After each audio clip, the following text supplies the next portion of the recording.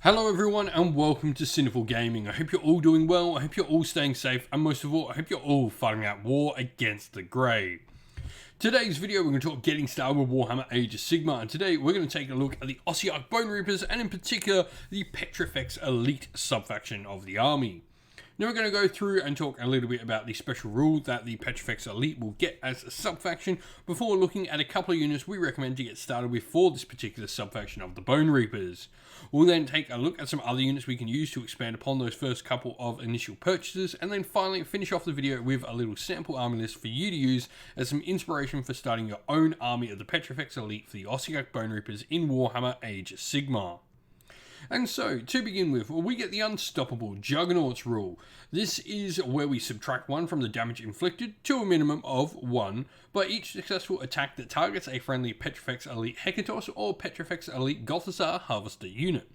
Hecatos units do include things like your Mortis Guard, your Necropolis Stalkers, and both versions of your Morghasts as well. So generally this is an army that you're going to want to include the big things in. This is the Ossiarch Bonereaper force for you if you want a nice heavy elite force that's going to withstand a ton of damage and get in there and punch with some of the biggest things the army has to offer. And so, where to start? First of all, I think starting with the Mortis and Ossiarch, the brand new hero that's come out alongside this particular Ossiarch Bonereapers battle tome. 5 wounds, 4+ save, bravery 10, 5-inch move. It's got its ossified talons for close combat with 3 attacks, 3s and 3s, round 1 damage 2.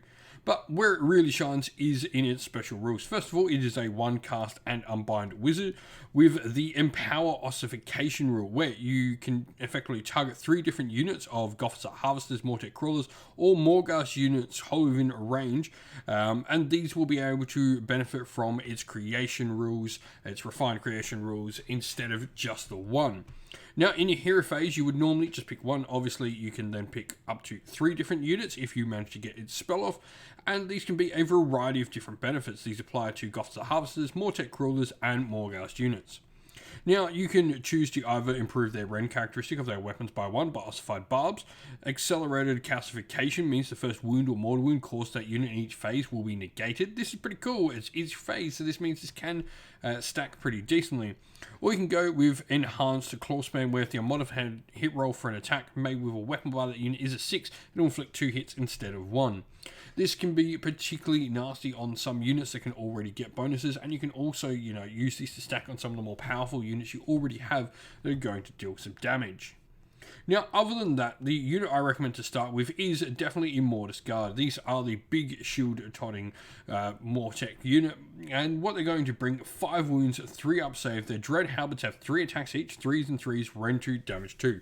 Now, the big thing is that they can protect your characters. Your characters, while nearby the Mortis Guard, can palm off wounds them, which is really cool.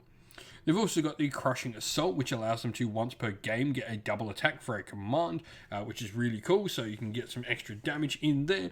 But in general, this is going to be a nice, solid unit. And worth noting, they also become battle line if you do have a Mortison General.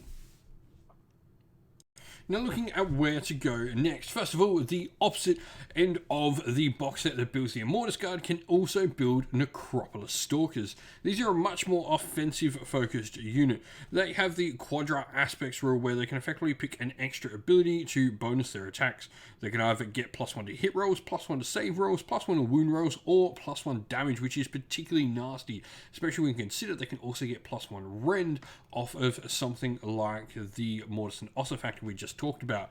With this +1 rend and +1 damage, you could have potentially 4 attacks on 3s and 3s, rend 3, damage 2, and on your Dread Falchions this would be 3 attacks at 3s and 3s, rend 3, damage 3. So some really cool benefits there. Now, they've got the Hunt and Kill ability, where they can effectively run and still charge, and they also count terrain as open ground, counts flying over terrain effectively as well, which can make them a really versatile unit on the battlefield. Now, joining them is the Gothizzar Harvester. The Bone Harvest ability is really why you're taking this, but it can still do a decent amount of damage with plenty of rend 2 damage to attacks on it. But each time with Bone Harvest, you roll the dice each time a slain model within 6 inches of this unit is removed from play. If the slain model is within range of one or more friendly units with this ability, you can pick which unit will use this ability. But on a 4+, you can pick one friendly Ossiarch Bonereaper unit within 6 inches of that unit. If the slain model had a wounds characteristic of 4 or less, you can heal 1 wound allocated to the unit you pick. But if the model had a wounds characteristic of 5 or more, you can heal up to 3 wounds allocated to the unit you picked instead. So this can be really cool at doing some nice healing across your force and also providing you with a decent hitting piece as well. The last 2 units I want to talk about are the Morghast. Now, Morghast Archive and Morghast Harbingers are pretty similar for the most part. They both have the elite rule, meaning they can use commands on themselves without needing a character nearby. They've got the option between either the Spirit Halberds or Spirit Swords. Spirit Halberds have a 2-inch range, 3 attacks, 3s and 3s, rend 2, damage 3, although the Spirit Swords will have a 1-inch range with 5 attacks, 3s and 3s, rend 1, damage 2. Both of them will have Heralds of the Accursed One, where enemy units can't receive commands within 3 inch, and Grim Opponents mean if they ever roll an 8+ for a charge, they'll get the Strike First rule in the next combat. The big difference comes in their additional special rule, where Morghast Archive, while they're within range of any Ossiarch Bonereapers heroes, they'll have a ward save of 5+, or you have the option for Morghast Harbingers, which I particularly like. During deployment, they can be set up off the table and come down from reserves 9 inch away from enemy units. And so here we have our sample army list for the Petrifex Elite. Now we've gone with the Legion, obviously Petrifex Elite, Mortal Realm Shaiish. We've gone the grand strategy, take what's theirs. We've got a pretty offensive focused Ossiarch Bonereaper force here, so that's why we've gone for that. Triumph is Bloodthirsty, and there is a reason we've gone for Bloodthirsty. We are only 10 points under, so there's not a high chance of us actually getting it, but we do have Morghast Harbingers which come in from reserve. This can be really useful having a free reroll there with Bloodthirsty. Now the Mortis and Ossifactor is going to be our general. We're going to have the command trait Aura of Sterility. What this does is a 12-inch aura around our character of -1 to hit and wound for all shooting attacks targeting units within range.